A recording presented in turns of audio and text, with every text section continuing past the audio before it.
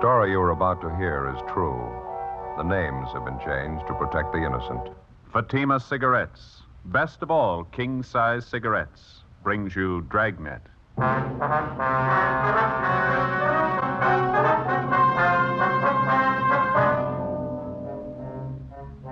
You're a detective sergeant. You're assigned to homicide detail. A 64-year-old shopkeeper is found murdered, beaten to death in the back room of his store. The body bears the marks of a savage attack. There's no trace of the killer. Your job? Get him.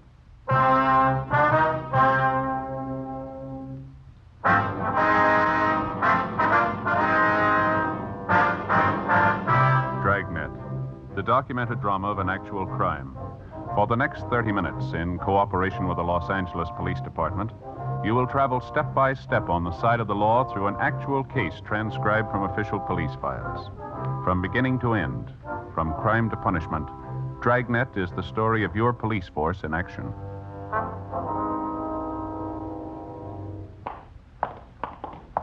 It was Wednesday, February 19th. It was cloudy in Los Angeles. We were working the night watch out of homicide detail. My partner's Ben Romero. The boss is Thad Brown, chief of detectives. My name's Friday. We were on the way out from the office, and it was 10:56 p.m. when we got to 1016 South 12th Street, the Apex Men's Shop. Yes, sir? Friday and Romero, Central Homicide. ID card. Oh, yeah, Sergeant. Been waiting for you. My partner's upstairs in the back talking to the victim's wife. You answered the call, did you? Yeah, that's right. Miles and Kiever, Unit 16R. Who are you? Miles. Kiever's talking to Mrs. Wilford, victim's wife. She found the body. What's that up above? How's that? Music up there somewhere. Sounds like a party. Oh, yeah. Well, that's a dance place. Takes the whole upper floor of the building. Wonderland Dance Hall, I think that's it. Mm-hmm. When was the body found, Miles? Do you know? Well, the wife wasn't very definite about it. She told us she came in the shop here about 10 o'clock tonight. The place was wide open, nobody behind the counter. Said she looked around a while, finally found her husband's body in the storeroom back there. Nothing for a weak stomach. It's pretty brutal. What else do you have to say? Oh, not too much. She's pretty closed-mouthed. Probably the shock of finding her husband like that. I don't know. Do you want to show us where he is, Miles? Yeah, it's straight back this way. Mm-hmm. Victim's name is Joseph Wilford. Owner of the store, ran it himself. Wife says he's had the business here for 23 years. It's a typical men's shop. You can see that. Mm-hmm. It's around the left. In here. Okay, go ahead. He used this for his storeroom, I guess. Uh-huh. Well, that's it. As far as we know, the body hasn't been touched. Yeah, sure took a terrible beating. An elderly man, huh? My wife said he was 64 last birthday. She couldn't think of any enemies he has. Anybody want to do this? Where'd he keep his cash? Did she tell you that? No, cash register, I guess. Can't be sure till Leighton Prince gets here. Yeah. Did you call the crime lab yet? I'm waiting for you fellas. You want to call him now? Would you mind? Oh, sure, Sergeant. Say, you might as well call the coroner while you're at it. Tell him there's no big rush. Yeah, right. Take a look around here, Joe. Looks like a tornado ripped through. Yeah. Chair overturned, clothes all over the floor. Yeah. Come here, Ben. Mm-hmm. Look at the body. Yeah? His arms tied behind his back. Ordinary clothesline rope. What's that cloth knotted around his neck? I don't know. Looks like it could be a woman's slip, doesn't it? Mm-hmm. Whoever it was, they weren't taking any chances he'd live through it. The wounds on the head here, and the neck, see? Yeah. Looks like he was stamped on by boots, something like that. Maybe a narrow heel. Sure brutal. It doesn't look too much like a robbery motive. Not from the beating he took, anyway. Yeah. Looks like he might have had a taste for art. All over the wall here, pin-up girls, fancy calendars. I talked to the crime lab, Sergeant. On the way out. Oh, thanks, Miles. Notified Deputy Coroner. Anything else I can do for you? Yeah, would you mind getting the wife down here, Ms. Wilford? We'd like to talk to her. Sure, right away. Thank you. How's she feeling? Any hysterics? No, she's pretty quiet. She went upstairs to rest. A couple of housekeeping rooms up there. Guess that's where she and her husband live. Well, tell her she doesn't feel too well. We could come up there and talk to her. Right, Sergeant. Right. What do you think? I don't know. We'll see what the crime lab can come up with. We can start checking around the neighborhood after we talk to the wife, huh? Mm-hmm. Let me take a look here. What's that there? It's funny. Not much place in a haberdashery for things like this, look. A woman's nightgown. Black lace, huh? Mm-hmm. Packed in a gift box. Is that a card there? Yeah. See if we can read it without touching it. Mm-hmm. Says, to a beautiful girl, you've been away too long, hoping we'll never be parted again. It's signed Joseph Wilford. Seems a little funny, huh? Yeah, it does. Maybe his wife's been on a trip. He's going to give it to her as a present. When's the last time you gave your wife a black lace nightgown?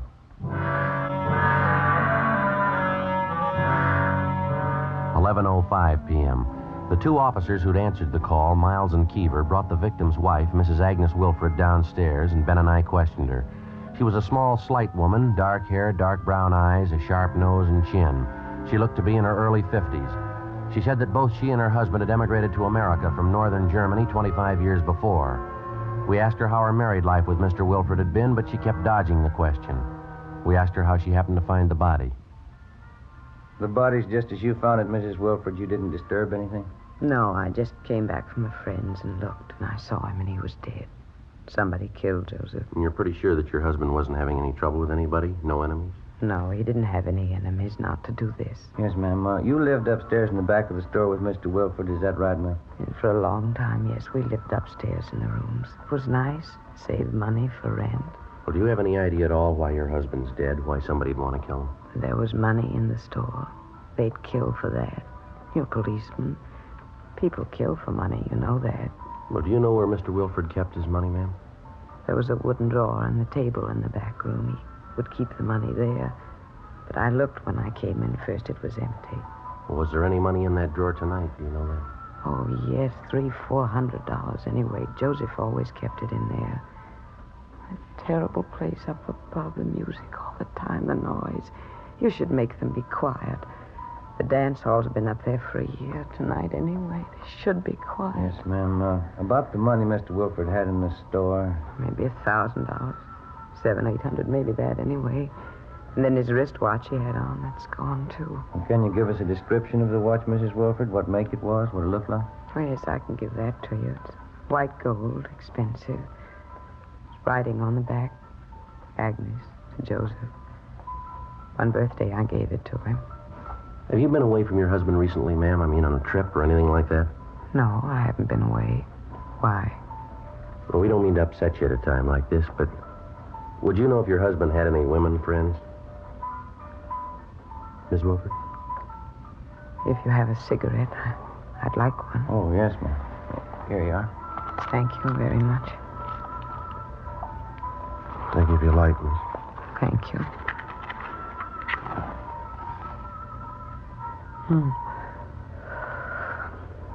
Do we have to talk about it? I'm afraid so, ma'am.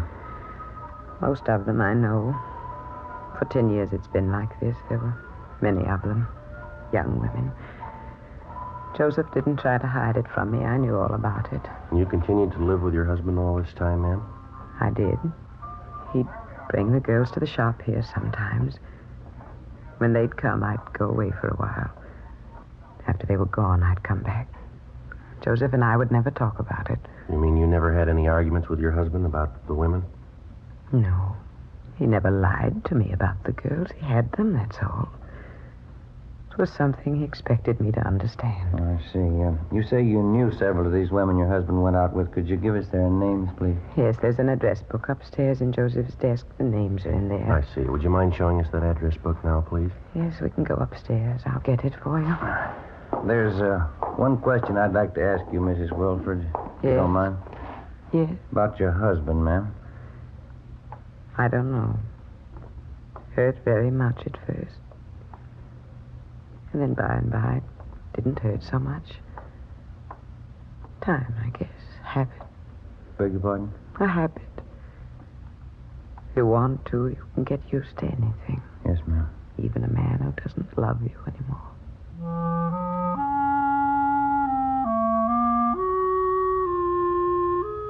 We went upstairs to the housekeeping rooms where Mrs. Wilford gave us her husband's personal address book.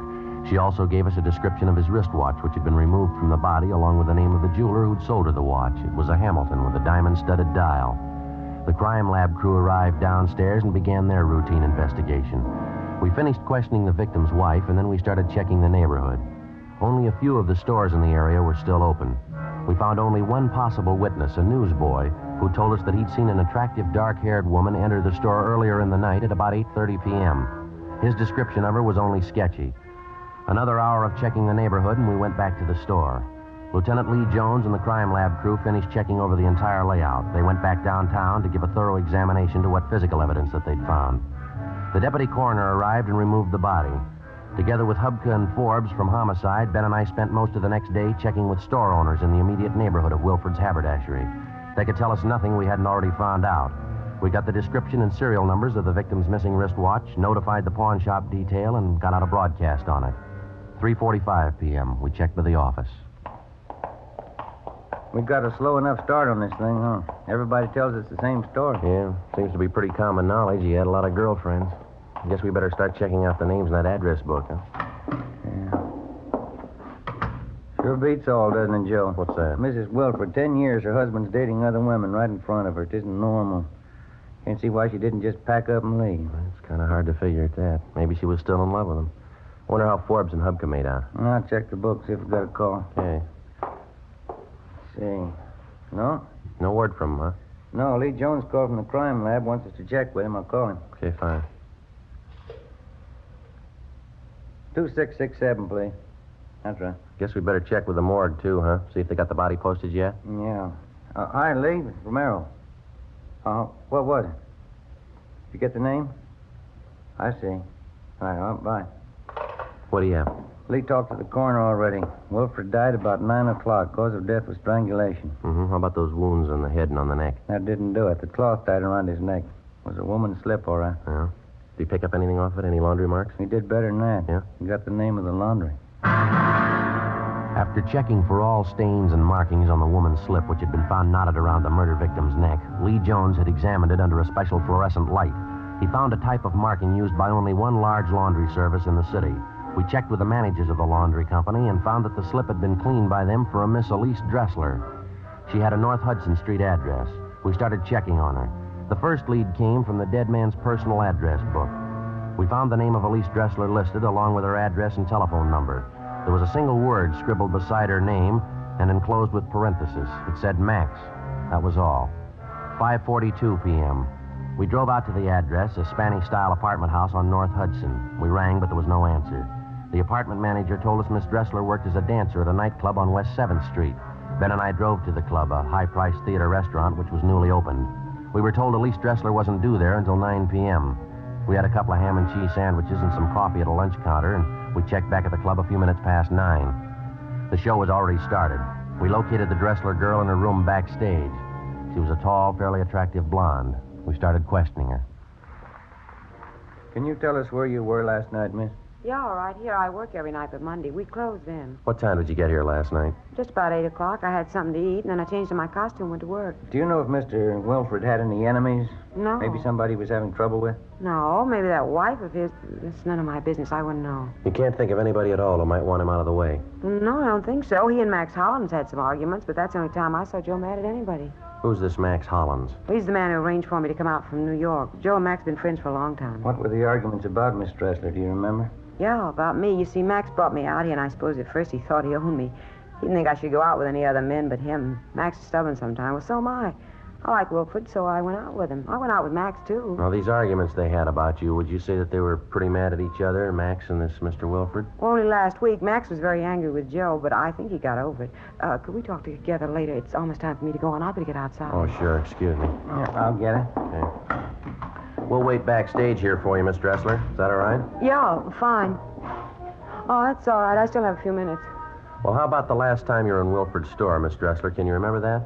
Not exactly. At least 6 months ago. I hardly ever went to see Joe there. Did you ever have any occasion to leave any clothing with Wilford in his store, maybe for cleaning alteration? No, I never left. Maybe it's possible they could be there. How do you mean? Well, I have some nice slips, you know. First I sent them out, but Joe said he knew a very nice French laundry to do them. He'd come to my place, pick them up, and then take them to the laundry. Maybe he could have left them in his shop one day. Well, would anybody besides yourself have access to the clothes in your apartment? Maybe a roommate? No, I live by myself. I have the only key to the door except Max Hollins. He's got one. He lives in my apartment house, the upstairs floor. Nobody else has a key. Did you send any clothing to the French laundry with Mr. Wilford recently? Yesterday I did. 2 nice slips of mine. But Joe Wilford didn't call for them. I sent them over with Max. How'd that happen? Max said he might as well take them. He was going down to that neighborhood by the haberdashery. Oh?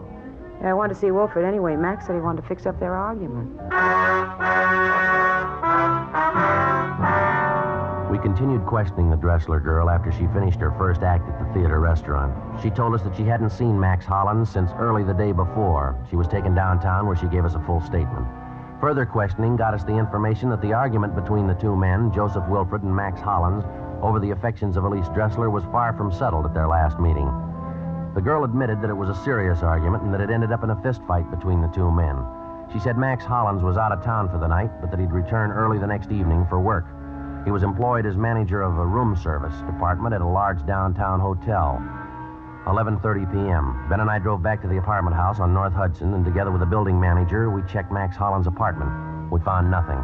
The manager told us Hollins' car was parked in the apartment garage, so we went down and gave it a routine check. Under the front seat, we found a paper bag with a pair of gloves in it. There were bloodstains on both gloves. We dropped them off at the crime lab for examination. At 6 o'clock the following night, Ben and I went to the room service department of the downtown hotel where Hollins was employed. Sorry, sir, Mr. Hollins is late this evening. He should be here pretty soon. He notify you he'd been late? Well, he called, yes. Probably be here in 10 or 15 minutes. I'm his assistant. Can I help you? No, it's all right. We'll wait. All right. Pardon me, I wonder if we could look at your wristwatch, please. Well, surely. It's just a few minutes past No, 8. we just want to look at the watch if we could. Oh, sure, here. Could you take it off? I'd like to look at the back of it if it's all right. Sure, that's all right. Here. Nice looking, isn't it? Just got it yesterday. That's so. Same engraving. Agnes to Joseph. Where'd you get this watch, sir? Why, what's the matter? Where'd you get it? Max Hollins, he sold it to me.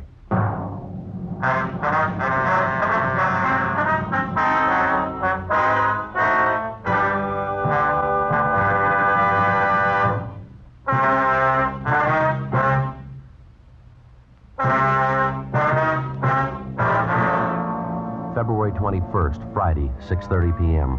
We called the office and notified them that we'd located the wristwatch taken from the body of the murder victim, Joseph Wilfred. A stakeout was placed on the North Hudson Street apartment house.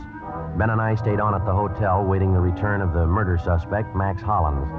We talked to his assistant and found out that Hollins had a room in the hotel where he could sleep whenever he was called on to work late at night. 6:55 p.m. We called the office back and asked for a couple of men to be sent over to check the suspect's room. A few minutes later, Hollins himself showed up for work. Apparently, he'd been doing some drinking.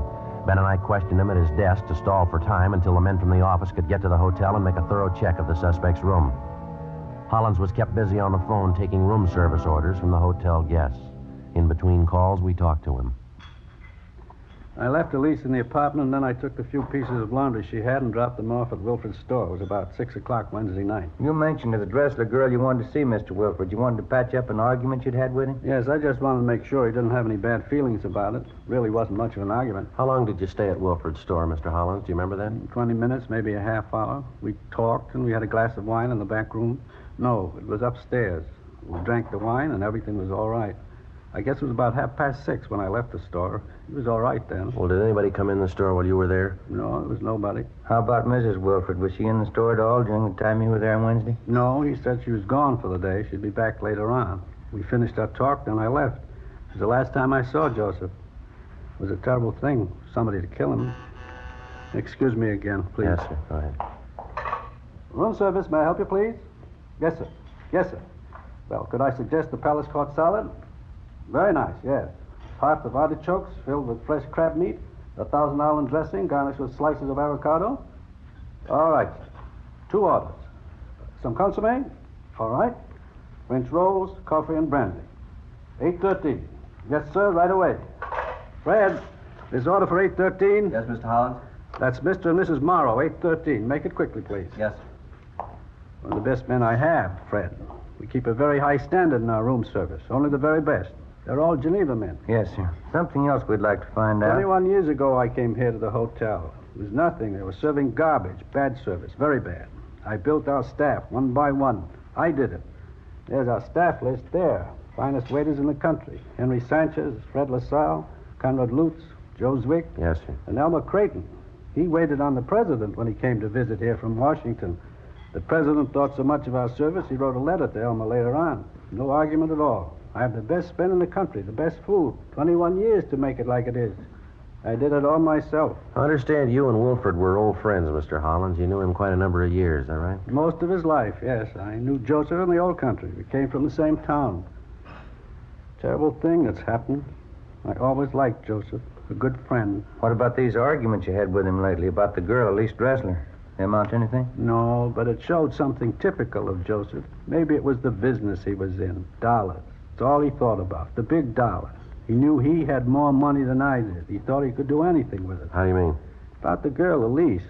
I took a visit to the old country 3 years ago, Strasbourg. That's where I learned my trade, from the best maitre d's in Europe. Mm-hmm. I met Elise on my way back in New York. You can check up on all my background. I worked at the Grand Hotel in Brussels.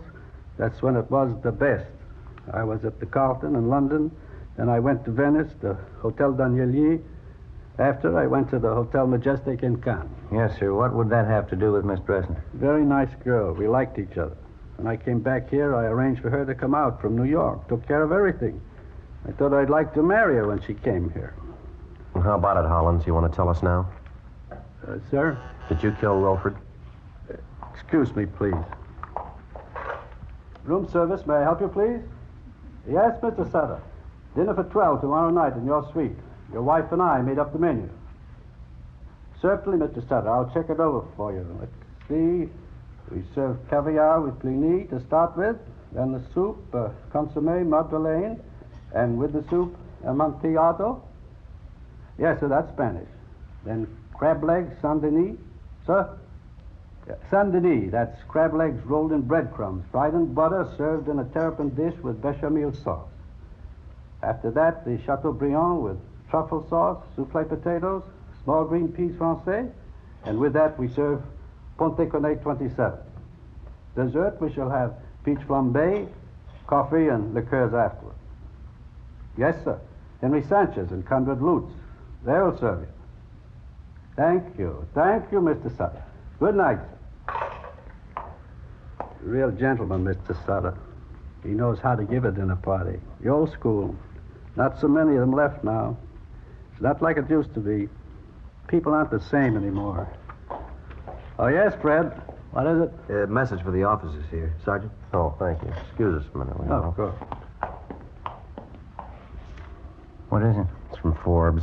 They checked his room in the hotel. They didn't find anything. Better get him downtown, Yeah. Hollins, we'll have to ask you to come downtown. Oh, yes. Get my top coat on here. There. Out this way, Sergeant. All right. You park your car in the hotel garage? huh? No, sir, outside on 10th Street. You can go out the side door then. This way.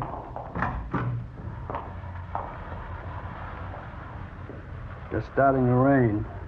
You both have your top coats? Yeah. Yes. Well, let's go. We're parked right down this way. What did Elise say? Elise Dressler.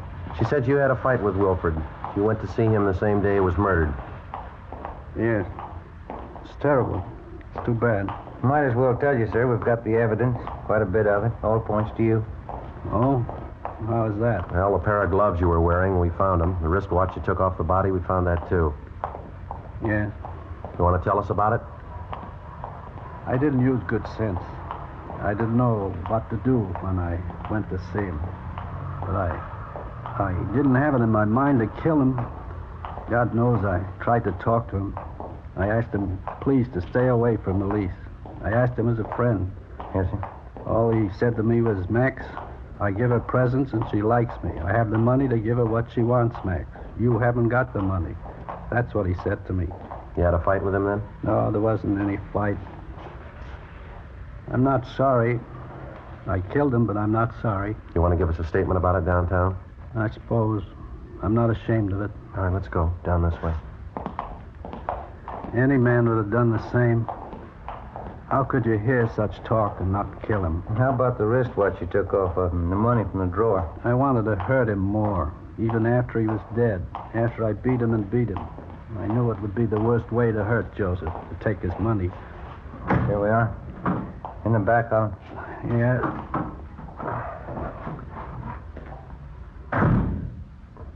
Sergeant, Yeah. I've told you now. I killed him. Don't you think I had a right to kill him? I wouldn't know. But he was like that. The first time you met Joseph, you would know he was bad. It was better for everybody for him to die. First time you met him, you would know that. I'm sorry, I wouldn't know, mister. What? The only time I met him, he was dead.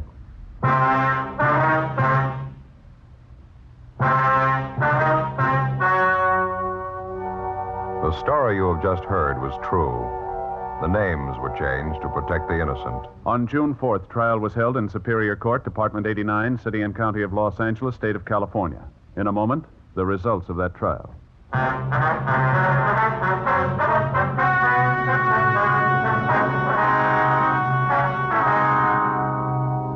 Max Hollins was tried and convicted of murder in the first degree.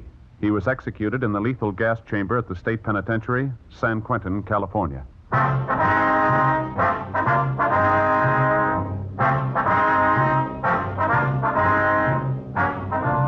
You have just heard Dragnet, a series of authentic cases from official files. Technical advice comes from the Office of Chief of Police W.H. Parker, Los Angeles Police Department. Fatima Cigarettes, best of all king-size cigarettes, has brought you Dragnet, transcribed from Los Angeles.